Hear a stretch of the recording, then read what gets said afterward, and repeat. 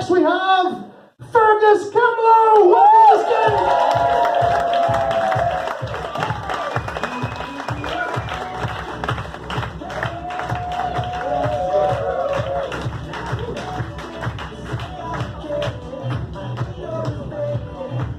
Thank you. Good evening, Shepherd's Bush. I'm wearing my hood, not because it's so cold in here, it's just to show you I'm a local resident. And actually that entry music should have been some grime rather than Maroon 5. Anyway, it's so exciting to be up here. We're bang next to QPR Stadium, the Khyne Prince Stadium, as fans will know. Are there any QPR fans in the house? Right, as I suspected, no one under 50. Well, anyway, so attendances haven't been too good this year, have they? This season have been terrible. So to support the local club, I thought I'd take my 2 boys down to see a game. And so I phoned up the QPR box office and I said, next match, what time's kick-off? He sounded quite excited. He said, well, what time can you get here? Anyway, so QPR, a bit down in the dumps at the moment. I've been a bit down in the dumps. Recently got divorced. Oh. But the Imperial College comedy course has been a bright spot in my life. Yeah. So I've got out there, got out of an evening, I've met some new people, made some new friends. I particularly enjoyed meeting the medical researchers from Imperial. Woo! They're a bright bunch, right? They're a bright bunch. Yeah. But I was a bit disappointed when they told me they haven't found a cure for premature ejaculation. They told me it's coming soon.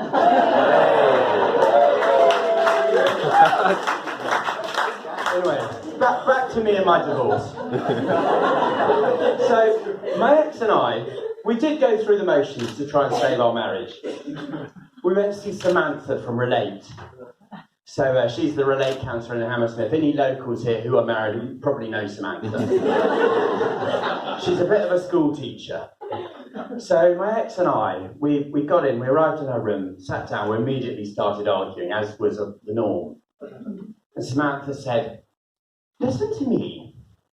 There are 2 ways this can go. A, you work with me and you can live together for the rest of your lives. My ex and I both interrupted her. We said, B, we'll take B. We simultaneously said that. That's about the only time in 10 years of marriage anything happened simultaneously.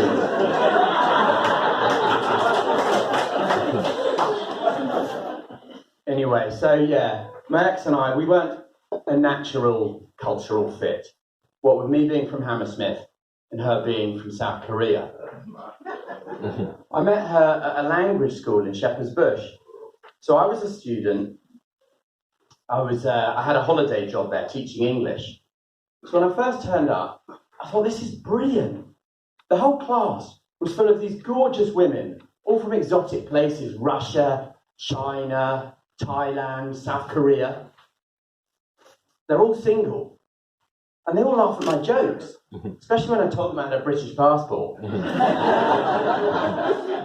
But I should have read the signs when I took the first lesson, and I realised the only words they all knew in English were...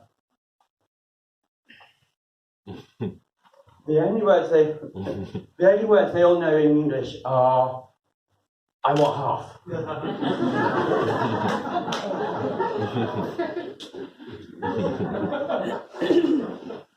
So anyway, I'm getting counselling now from my friend Jock in Wetherspoon, the one in the W12 section. Much cheaper than Samantha. Just cost me a couple of pints of special brew an hour. Anyway, Jock's always got a great turn of phrase. So before I split up, he was like, you've got to leave her, Fergus. It's better to have loved and lost than to live with that old witch for the rest of your life. But anyway, he's all wise after the event, annoyingly. So now he's saying, Fergus, I told you looking for love is grand, but divorce, well, that's easy, 100 grand.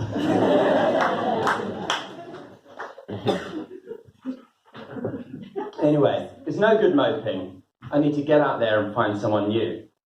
So I tried to sign up to Guardian Soulmates.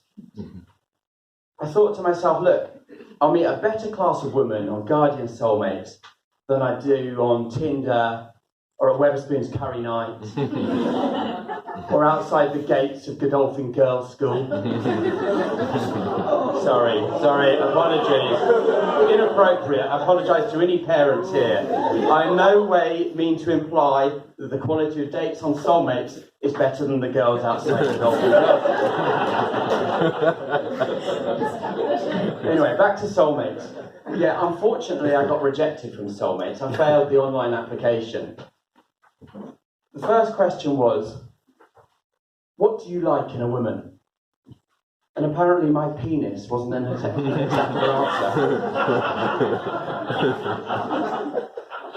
So anyway, given my problems getting laid, Jock suggested I try recreational drugs.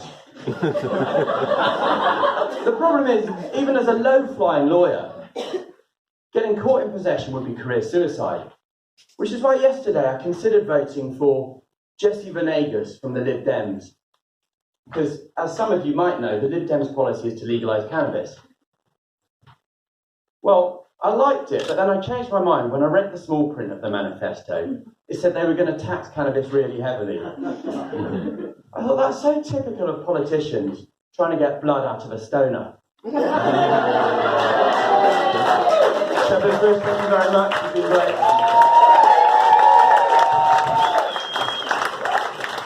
Hello for Ferguson, everyone.